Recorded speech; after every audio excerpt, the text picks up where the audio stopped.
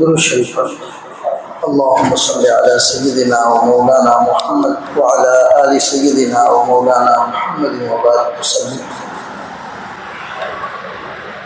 الحمد لله رب العالمين، والصلاة والسلام على سيد الأنبياء والمرسلين وعلى آله وأصحابه وأزواجه وذرياته ومن تبعهم بإحسان إلى يوم الدين. أعوذ بالله من الشيطان الرجيم. بسم الله الرحمن الرحيم. إن عدة الشهور عند الله 12 شهرا في كتاب. وقال النبي صلى الله عليه وسلم إني أحتسب على الله أن يكفر السنة التي قبله. صدق الله العظيم وصدق رسوله النبي الكريم، ونحن على ذلك لمن الشاهدين والشاكرين، والحمد لله رب العالمين.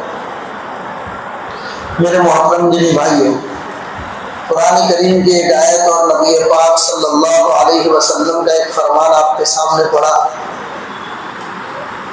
اللہ تعالیٰ ارشاد فرماتے ہیں ان عدت الشہور عند اللہ 12 شہرا، کہ اللہ تعالیٰ کے نزدیک مہینوں کی تعداد 12 مہینے ہیں، اس دن سے جس دن سے اللہ نے یہ آسمان اور یہ زمین کو پیدا کیا.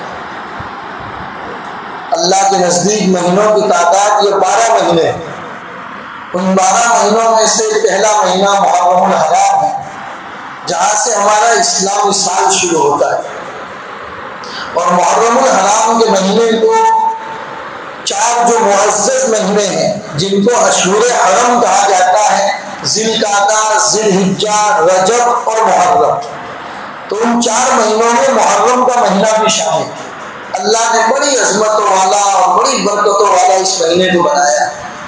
صحابہ فرماتے ہیں، خود عبداللہ ابن عباس رضی اللہ تعالیٰ عنہ فرماتے ہیں کہ میں نے نبی پاک صلی اللہ علیہ وسلم کو رمضان المبارک کے بعد جس مہینے میں سب سے زیادہ روزے کا اہتمام کرتے ہوئے دیکھا ہے وہ محرم الحرام کا مہینہ ہے، جہاں سے ہمارا اسلامی سال کا آغاز ہوتا ہے.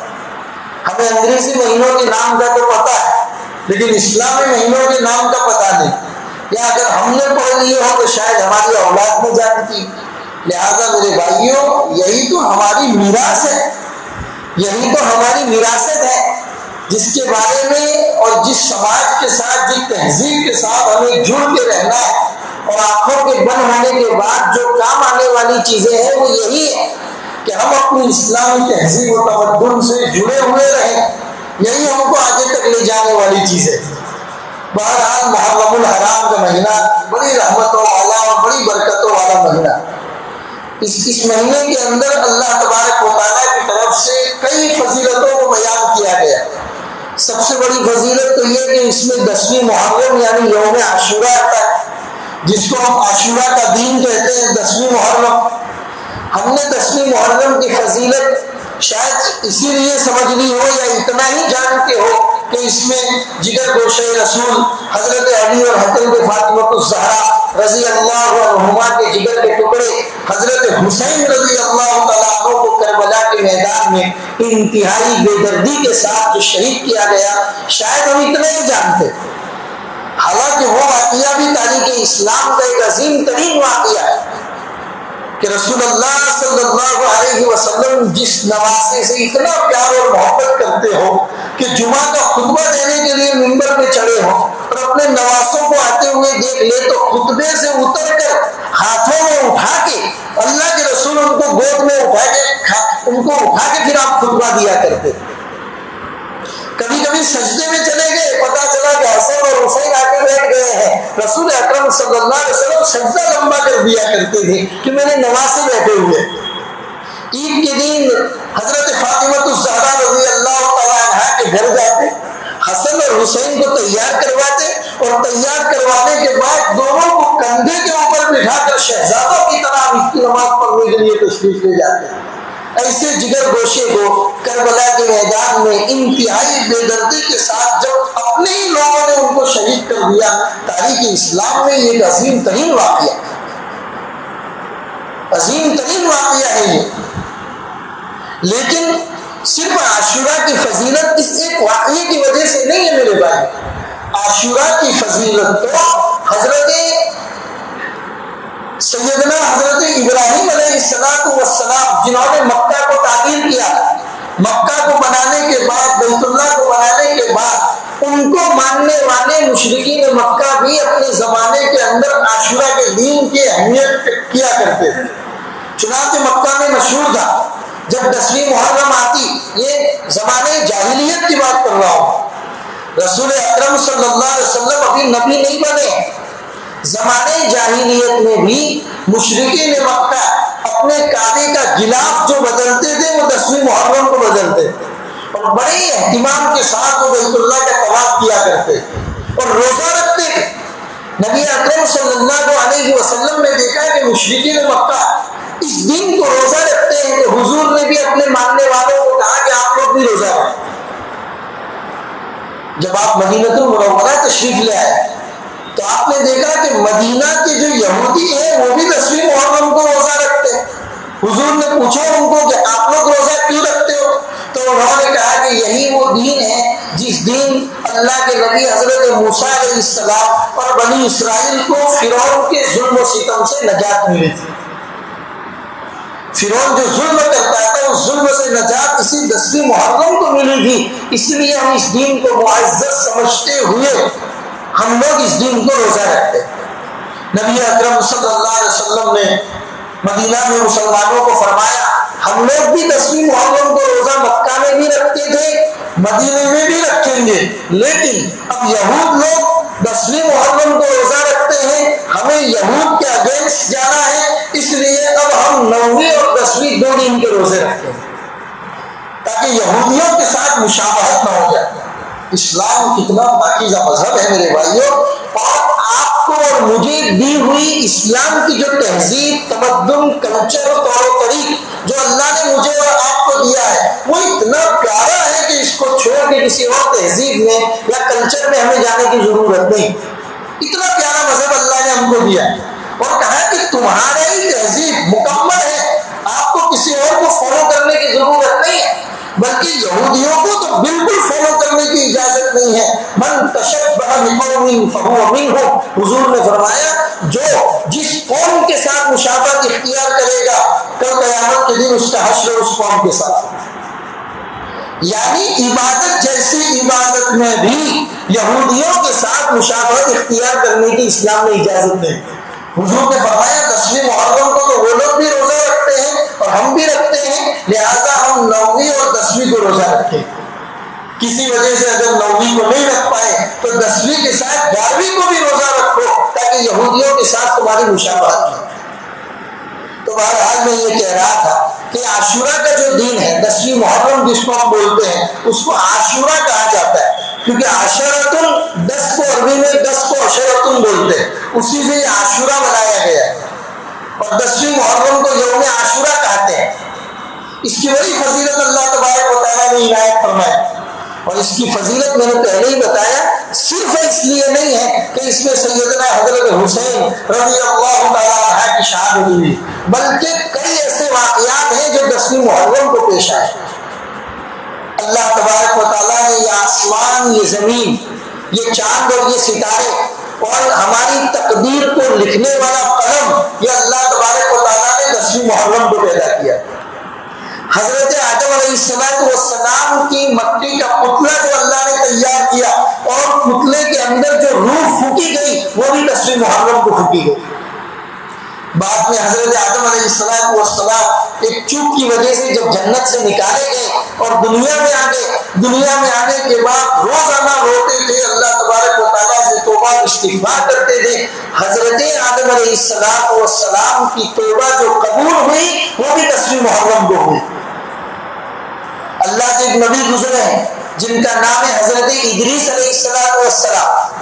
یہ حضرت ادریس علیہ السلام ابھی بھی چوتھے آسمان پر زندہ ہے، اللہ نے ان کو زمین سے اٹھا دیا، تو اللہ نے حضرت ادریس علیہ السلام کو جو زمین سے اٹھایا تھا وہ بھی 10ویں محرم کو اٹھایا۔ حضرت عیسیٰ علیہ السلام کی پیدائش وہ بھی 10ویں محرم کو ہوئی ہے۔ عیسائیوں میں سے کچھ لوگوں نے جب حضرت عیسیٰ کو مارنے کا ارادہ کیا اور اللہ نے حضرت عیسیٰ علیہ السلام کو زندہ آسمان پر جو اٹھایا وہ بھی 10ویں محرم کو اٹھایا۔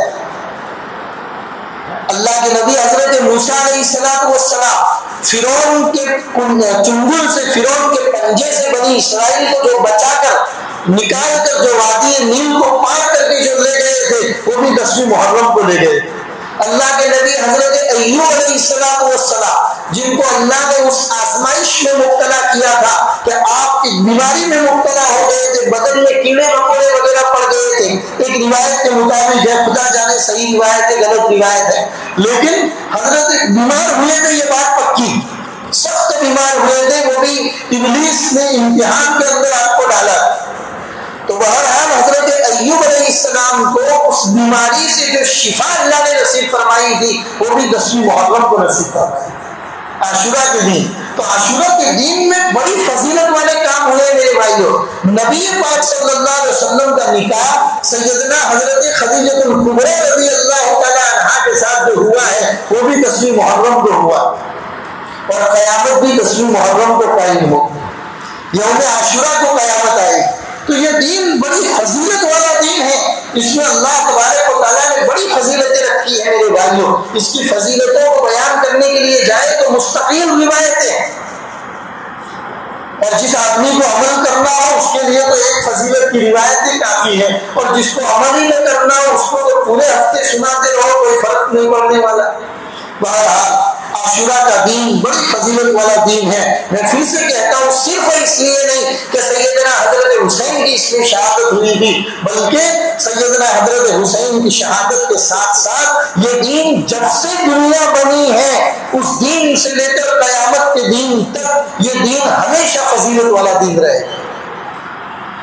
بڑی فضیلتیں اللہ نے اس میں عنایت فرمائی، اور اسی دین میں سیدنا حضرت عمر فاروق رضی اللہ تعالیٰ عنہ کی جو شہادت ہوئی، اور شہادت کے بعد آپ کی جو نماز جنازہ پڑھی گئی، اور نماز جنازہ پڑھنے کے بعد آپ کی جو تدفین اللہ کے رسول کے روزے کے پاس میں جو ہوئی ہے، وہ یکم محرم الحرام کو ہوئی، محرم الحرام کی 1 تاریخ کو ہوئی۔ حضرت عمر فاروق نبی پاک صلی اللہ علیہ وسلم کے مراد تھے۔ عطا اللہ شاہ بخاری رحمۃ اللہ علیہ نے بڑا پیارا جملہ کہا کہ صحابہ اللہ کے رسول کے مرید تھے، لیکن عمر فاروق تو مراد رسول۔ چنانچہ ان کے قبول اسلام کا بڑا پیارا واقعہ لکھا۔ جب تک اسلام قبول نہیں کیے تھے، اسلام کے سخت دشمنوں میں جن لوگوں کا نام ہوتا تھا اس میں عمر فاروق کا بھی نام تھا۔ چنانچہ ایک دن ننگی تلوار لے کے جا رہے عبداللہ ابن نعیم سے راستے میں ملاقات ہوئی، کہا کہ عمر کہاں جا رہے؟ کہا کہ نعوذ باللہ آج تو محمد رسول اللہ کا کام ہی ختم کر دیتا ہوں، ایک نیا دین لے کے آئے ہیں، ہمارے معبودوں کو برا بھلا کہتے ہیں، میں ان کا قصہ ہی ختم کر دوں گا، نہ رہے باس خبر باسوری۔ تو عبداللہ بن نعیم نے کہا کہ کیا بنو ہاشم کے لوگ، ان کے خاندان کے لوگ تمہیں چھوڑیں گے؟ تو حضرت عمر جلال والے نے کہا وہ بھی میں دیکھ لوں گا۔ کہا وہ دیکھنے سے پہلے اپنے گھر کی خبر لو، تمہاری بہن اور بہنوئی نے بھی اسلام قبول کر لیا۔ اب اور زیادہ تیش میں آ گئے، اپنے بہن کے گھر گئے، دروازہ کھٹکھٹایا، اندر سے کان میں کسی چیز کی آواز آئی، گھر کے اندر حضرت خباب رضی اللہ تعالیٰ عنہ حضرت عمر کی بہن اور بہنوئی کو قرآن سورہ طٰہٰ جو 16ویں پارے میں ہے وہ سورت پڑھا رہے۔ حضرت عمر کی آواز کان میں آئی تو حضرت خباب چھپ گئے۔ بہنوئی نے دروازہ کھولا اور کہا کہ کیا کر رہے تھے؟ تو بہنوئی نے کہا کہ بس ہم تو صرف وہ باتیں کر رہے ہیں۔ کہا نہیں، میں نے سنا ہے کہ تم نے محمد کے دین کو قبول کر لیا ہے۔ تو ان کے بہنوئی نے کہا کہ ہاں، اور محمد کا دین اس دین سے جس کے اوپر تم عمل کرتے ہو کئی گنا بہتر ہے، وہ صرف ایک اللہ کی عبادت کی دعوت دیتا ہے، اس لیے ہم نے اس دین کو قبول کر لیا ہے۔ حضرت عمر انتہائی تیش میں تھے، اپنے بہنوئی کو نیچے گرایا اور مارنا شروع کر دیا۔ بہن بیچ میں آ گئی، بہن کو بھی زمنا کے ڈال اتنی زور سے تماچا مارا کہ خون آ گیا۔ اب بہن کو جب خون آتا ہوا دیکھا تو عمر کا غصہ ٹھنڈا ہو گیا اور بہن کو کہا کہ مجھے بتا کہ تو کیا پڑھ رہی تھی، میں بھی سننا چاہتی۔ بہن کہنے لگی کہ تم ناپاک ہو، یہ اللہ کا پاک کلام ہے، ناپاک آدمی اس کو چھویا نہیں کرتے۔ اس سے پہلے کہ میں تمہیں قرآن پڑھاؤں تم جاؤ غسل کرو، اپنے آپ کو پاک کر لو، پھر اس کے بعد میں تمہیں قرآن پڑھاؤں۔ چنانچہ حضرت خباب جو چھپے ہوئے تھے باہر نکلے، اور باہر نکلنے کے بعد حضرت عمر کو کہا کہ عمر، خدائے پاک کی قسم، کل رات کو بیت اللہ کے بازو میں نے نبی پاک صلی اللہ علیہ وسلم کو یہ دعا کرتے ہوئے سنا تھا۔ اللہ کے رسول نے دعا کی کہ اے اللہ، عمر بن ہشام اور عمر بن خطاب میں سے جو تجھے زیادہ پیارا ہو، اے اللہ اس کو اسلام کی دولت سے نواز کر اسلام کی مدد فرما۔ سینٹینس پر غور کیجیے گا، جو جملہ میں بولتا ہوں وہ جملے پہ غور کیجیے گا۔ اے اللہ، عمر بن ہشام اور عمر بن خطاب میں سے جو تجھے زیادہ پیارا ہو، اس کو اسلام کی دولت سے نواز کر اسلام کی مدد فرما۔ بلکہ ایک روایت میں ہے عز اللہ الاسلام، اے اللہ اسلام کو عزت عطا فرما۔ اب ہم کو پتا چل گیا کہ اللہ کے رسول کی دعا اللہ نے قبول کر دی۔ عمر بن ہشام یعنی ابو جہل اور عمر بن خطاب یعنی حضرت عمر فاروق، دونوں کے بارے میں اللہ کے رسول نے دعا کی تھی۔ اللہ نے حضرت عمر بن الخطاب کی دعا کو قبول فرما دیا۔ اسی لیے اللہ شاہ بخاری کہا کرتے تھے تمام صحابہ مرید رسول ہیں اور حضرت عمر فاروق مراد رسول ہے، یہ تو اللہ کی طرف سے مانگے ہوئے۔ اب اسلام قبول کر دیا۔ شاعر نے بڑے پیارے انداز میں اس کو کہا ہے، بہن بہنوئی کو عمر نے اس قدر مارا کہ زخموں سے نکل کر بہنے لگی خون کی دھارا۔ بہن بولی عمر تو آج ہم کو مار بھی ڈالے، شکنجوں میں روٹیاں کتوں سے نوچوائے، مگر ہم اپنے دین حق سے پھر نہیں سکتے، بلندی معرفت کی مل گئی ہے گر نہیں سکتے۔ دہن سے نام حق، آنکھوں سے آنسو جاری، اس نقشے سے عمر کے دل پر ہو گئی عبرت تاری۔ اللہ نے عمر کے دل کو بدل دیا۔ اب حضرت عمر خیال بھی نہیں ہے کہ تلوار ہاتھ میں پکڑے ہوئے ہیں، حضرت خباب کو کہتے ہیں میں اللہ کے رسول سے ملاقات کرنا چاہتا ہوں، رسول اللہ مجھے کہاں ملیں گے؟ تو حضرت خباب نے فرمایا صوفا پہاڑی کے اوپر حضرت ارقم رضی اللہ تعالیٰ عنہ کا ایک گھر ہے جس کو دار ارقم کہتے ہیں، وہاں پر اللہ کے رسول سے تمہاری ملاقات ہو۔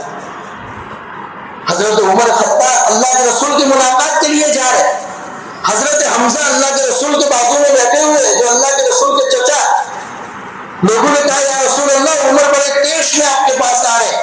حضرت حمزہ نے کہا یا رسول اللہ اے میرے بھتیجے فکر کرنے کی ضرورت نہیں ہے، اگر صحیح ارادے سے آتے ہیں تو ٹھیک ہے، ورنہ انہی کی تلوار سے ان کا کام تمام کر دیں۔ حضرت عمر آئے اور آ کر کہنے لگے یا رسول اللہ اب تو پڑھوا دیجئے وہ کلمہ جس کلمے کی وجہ سے لوگوں نے اسلام قبول کر لیا ہے۔ لوگوں نے نعرہ تکبیر بلند کیا جب عمر نے اشہد ان لا الہ الا اللہ واشہد ان محمد رسول اللہ پڑھا، کیونکہ حضرت عمر کے اسلام لانے سے اسلام کو عزت ملی تھی، اسلام کو طاقت ملی تھی، اور نبی پاک صلی اللہ علیہ وسلم نے فرمایا تھا لو کان بعدی نبی لکان عمر، اگر میرے بعد کوئی نبی ہوتا تو وہ عمر ہو۔ قرآن کریم میں 12 سے 14 جگہیں پوائنٹ قرآن کریم میں ایسے ہیں کہ اللہ نے قرآن اتارا ہے حضرت عمر کی چاہت کے مطابق۔ ایک دو باتیں آپ کو بتا دوں، مدینہ میں جب اللہ کے رسول تشریف لے گئے تو مدینہ کے یہودی مسلمان عورتوں کو تاڑا کرتے تھے، دیکھا کرتے تھے۔ حضرت عمر کو یہ بات پسند نہیں تھی، کہنے لگے یا رسول اللہ ان عورتوں کو آپ پردہ کرنے کا حکم کیوں نہیں دیتے؟ اور عورتیں تھیں ماننے کو تیار نہیں، انہوں نے کہا کہ ہم تو مسجد میں جا کے اللہ کے رسول کے پیچھے ہی نماز پڑھیں گے۔ حالانکہ راستے میں آتے جاتے یہودی لوگ ان کو دیکھا کرتے تھے۔ ایک مرتبہ تو خود حضرت عمر نے اپنی بیوی کو روکنے کے لیے راستے میں ایک جگہ چھپ گئے، اور ان کی بیوی جب جانے لگی تو حضرت عمر نے ان کا دوپٹہ کھینچا اور چھپ گئے۔ جب گھر واپس آئے تو ان کی بیوی کہنے لگی توبہ توبہ کیسا زمانہ آ گیا ہے کہ راستے چلتے لوگ دوپٹہ کھینچتے ہیں۔ حضرت عمر نے کہا نہیں کہ میں نے ہی کھینچا تھا، حضرت عمر خالی اس لیے انہوں نے یہ کیا تھا کہ میری بیوی اپنے ہی گھر میں نماز چاہتے تھے کہ پردے کی کوئی آیت اترے، دوسرے ہی دن اللہ تبارک و تعالیٰ نے پردے کی آیتوں کو اتارے۔ اسلام کی پہلی جنگ غزوہ بدر جب ہوئی، جنگ بدر، اور جنگ بدر میں جن لوگوں کو قیدی بنا کر مدینہ لایا گیا، اللہ کے رسول نے ہر ایک سے رائے دی کہ ان قیدیوں کے ساتھ کیا سلوک کیا جائے۔ لوگوں نے الگ الگ رائے دی، کسی نے کہا فدیہ دے کر چھوڑ دیا جائے، کسی نے کہا کہ یہ لوگ پڑھنا لکھنا جانتے ہیں، یہ ہمارے بچوں کو پڑھا دیں اس کے بدلے میں چھوڑ دیا جائے۔ اللہ کے رسول نے جب حضرت عمر سے پوچھا کہ عمر تمہاری کیا رائے ہے، تو حضرت عمر نے کہا یا رسول اللہ ان تمام کو ایک لائن میں کھڑا کر دیا جائے اور سب کے سر کو تن سے جدا کر دیا گیا، سب کو قتل کر دیا گیا۔ حضرت عمر، اللہ کے رسول نے فرمایا عمر میں رحمت للعالمین بنا کر بھیجا گیا ہوں، میں نہیں چاہتا ہوں کہ لوگ یہ باتیں کریں کہ محمد تو لوگوں کو قتل کرتے ہیں۔ بہرحال کچھ فدیہ لے کر ان کو چھوڑ دیا گیا۔ اللہ تبارک و تعالیٰ نے آیت اتاری، اے رسول اللہ بہتر تو یہ ہوتا کہ ان کو قتل کر دیا جاتا، کیونکہ آپ نے ان کو قتل نہیں کیا ہے، دیکھنا آئندہ سال یہ اور زیادہ بڑی فوج لے کر آپ کے اوپر چڑھائی کریں گے۔ چنانچہ 11 مہینے نہیں گزرے تھے کہ جنگ احد پیش آئی۔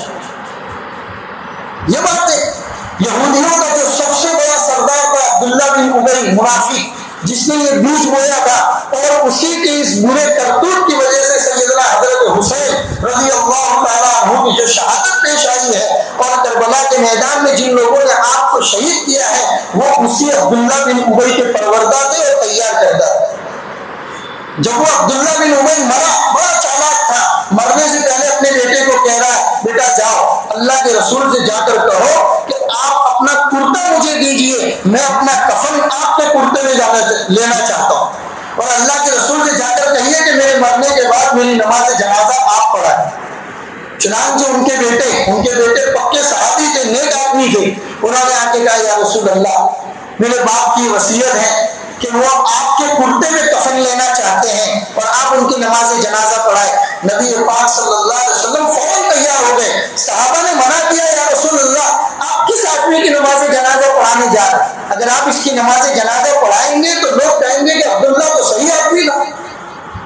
لیکن حضور نے فرمایا کہ میں مدینہ میں کوئی فتنہ نہیں چاہتا ہوں، میں جا کر اس کی نماز جنازہ پڑھاؤں گا۔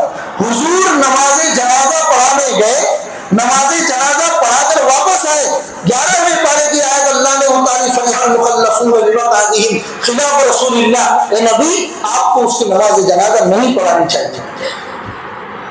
حضرت عمر کی چاہت کے مطابق اللہ نے 13 سے 14 جگہ پر قرآن مقدس کے اندر آیتیں اتاری۔ یہ ہے حضرت عمر فاروق رضی اللہ تعالیٰ۔ نبی پاک صلی اللہ علیہ وسلم نے ان کے بارے میں یہ جملہ کہہ دیا تھا لو کان بعدی نبی لکان عمر، اور اسی طریقے سے اللہ کے رسول نے جب حضرت عمر نے اسلام قبول کیا تھا تو حضور نے فرمایا کان اسلامہ فتحا، عمر کا اسلام لانا اسلام کو فتح نصیب کرتا ہے۔ آگے حضور نے فرمایا وکانت ہجرتہ نصرتا، اور حضرت عمر کا ہجرت کرنا یہ مدد کرنا ہے۔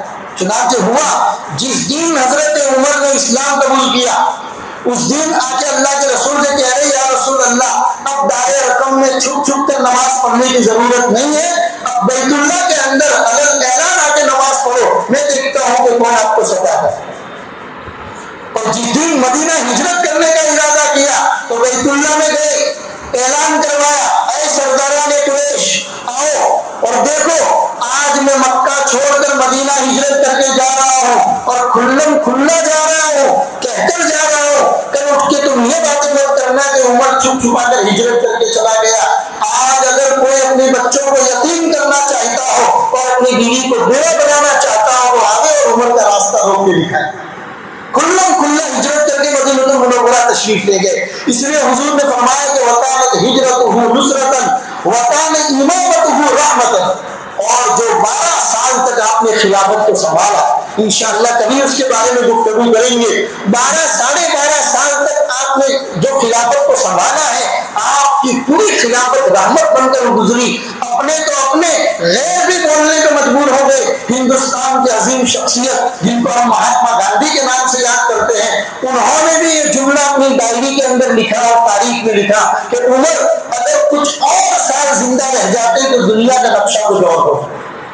یہ اپنے تو اپنے غیر بھی حضرت عمر کے بارے میں بولنے پر مجبور ہو گئے کیونکہ حضور کی دعا تھی۔ حضور نے فرمایا کان امامتہ رحمتا عمر فی الجنہ، اللہ کے رسول نے فرمایا عمر جنت میں ہے۔ جس وقت آپ معراج میں تشریف لے گئے تھے آپ کو جنت دکھائی گئی تو آپ نے ایک بڑا پیارا محل دیکھا۔ حضور نے حضرت جبرائیل سے پوچھا کہ جبرائیل یہ کس کا محل ہے؟ تو فرمایا یہ آپ کے صحابی رسول حضرت عمر فاروق کا محل ہے۔ حضور نے ان کا محل جنت میں معراج کی رات میں دیکھ لیا۔ وہ حضرت عمر فاروق رضی اللہ تعالیٰ عنہ کی جو شہادت ہوئی ہے، فیروز نام کے ایک آدمی نے آپ کو شہید کر دیا تھا۔ شہادت کا بھی چھوٹا سا واقعہ یہ ہے کہ فیروز مغیرہ بن شعبہ نام کے ایک آدمی کا غلام تھا اور بڑھئی کا کام، کارپینٹر کا کام کرتا تھا. اس نے آ کے حضرت عمر سے شکایت کی کہ میرا کام کارپینٹر کا ہے اور میرا آقا جو ہے وہ مجھ سے زیادہ پیسہ وصول کرتا ہے. حضرت عمر نے فرمایا کتنا وصول کرتا ہے؟ کہ روزانہ کا 2 درہم مجھ سے مانگتا ہے. تو حضرت عمر نے فرمایا کارپینٹر کی ابھی مدینہ میں ڈیمانڈ ہے، مدینہ میں ابھی کارپینٹر کی ڈیمانڈ ہے، اس ڈیمانڈ کے حساب سے روزانہ کا 2 درہم آپ سے زیادہ وصول نہیں کیا جا رہا ہے، جو وصول کیا جا رہا ہے وہ برابر ہے. بس یہ فیصلہ اس کے حق میں نہیں ہوا. اس نے دل میں دشمنی پالی اور ایک بڑا سا خنجر کئی دنوں تک اس نے زہر کے اندر ڈبو کر رکھا. اور ایک مرتبہ فجر کے وقت سیدنا حضرت عمر فاروق رضی اللہ تعالیٰ عنہ جب آپ مسجد میں نماز پڑھانے کے لیے آئے تو ایک روایت کے مطابق وہ محراب میں چھپ کے بیٹھا ہوا تھا. جیسے ہی آپ نے نماز پڑھانا شروع کیا اس نے خنجر سے آپ کے اوپر حملے کر دیا اور خنجر سے حملے اتنے گہرائی کے ساتھ کیے تھے کہ حضرت عمر کو کچھ بھی دوائی یا پانی وغیرہ پلایا جاتا تو زخموں سے وہ پورا کا پورا باہر نکل جاتا. اور 3 دن کے بعد 1 محرم کو حضرت عمر فاروق کی شہادت بھی ہو گئی اور نبی پاک صلی اللہ علیہ وسلم کے پہلو میں آپ کو دفن بھی کیا گیا.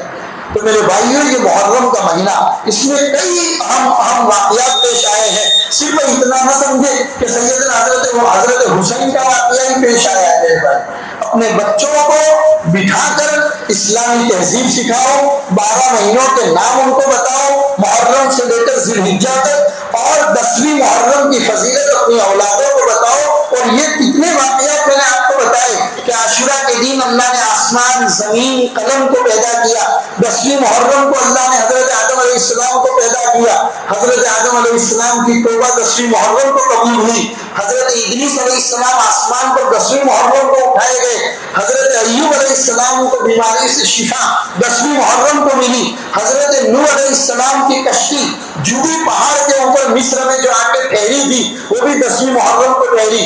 نمرود نے جب حضرت ابراہیم علیہ السلام کو آگ میں پھینکا تھا اس آگ کو اللہ کے حکم سے گل گلزار جو بنا دیا گیا تھا وہ بھی 10ویں محرم کو بنا دیا گیا تھا. حضرت عیسیٰ علیہ السلام کی پیدائش 10ویں محرم کو، حضرت عیسیٰ علیہ السلام کو آسمانوں پہ اٹھایا گیا 10ویں محرم کو. حضرت اور اسی طریقے سے حضرت خدیجہ الکبریٰ رضی اللہ تعالیٰ عنہا کا نکاح نبی پاک صلی اللہ علیہ وسلم کے ساتھ 10ویں محرم کو، اور اللہ کے رسول کے جگر کے ٹکڑے حضرت فاطمہ الزہرا، حضرت علی کے جگر کے ٹکڑے، حضرت سیدنا حضرت حسین کی شہادت کربلا کے میدان کے اندر جو ہوئی ہے وہ بھی 10ویں محرم کے اندر ہوئی ہے. تو 10ویں محرم جس دین سے اللہ نے یہ کائنات بنائی ہے سب سے بڑا مبارک والا دین ہے. لہذا میرے بھائیوں ان دنوں کے اندر دوسرے خرافات والے عمل کرے اس سے اچھا 2 کام ہم کو کرنے. ایک کام کیا کرنا ہے، اگر طاقت ہو سکے تو 10ویں محرم کو روزہ رکھو. ضروری نہیں ہے، پہلے ضروری تھا، جب تک رمضان کے روزہ نہیں تھا تب تک ضروری تھا، اب ضروری نہیں ہے، نفل کا روزہ ہے. اگر آپ کے اندر طاقت ہو اور آپ کو اسلامی طور و طریق سے محبت ہے تو 90 اور 10ویں کا روزہ رکھو. ایک چیز. دوسری چیز جو کرنی ہے، جو رعایت نبی اکرم صلی اللہ علیہ وسلم نے فرمایا من قوسع علی عیاله واهله یوم عاشوراء قوسع اللہ علیہ لسان سنته. جو آدمی 10ویں محرم کو اپنے گھر والوں کو کھلانے پلانے کے اندر ہاتھ کھولتا ہے اللہ پورے سال تک اس کے ہاتھ کو کھول دیتے. لہذا بہت آپ لوگوں کو کھیر بنا کر شربت بنا کر لوگوں کو نہیں بانٹنا ہے، اپنے بچوں کو کھلاؤ، اپنے گھر والوں کو، اپنے رشتہ داروں کو جتنا ہو سکے اپنی طاقت کے مطابق دل کھول کے ان کے اوپر خرچہ کرو. رسول اللہ کی روایت ہے، امام بیہقی رحمۃ اللہ علیہ اس روایت کو بیان کرتے ہیں اللہ پورے سال تک اس آدمی کے گھر کے اندر رزق کو پیدا فرما دیتے. اللہ ان باتوں کو سمجھنے کی اور ہم سب کو اس پر عمل کی توفیق عطا فرمائے. وصلی اللہ علی النبی الکریم وعلی آلہ واصحابہ اجمعین برحمتک یا ارحم الراحمین.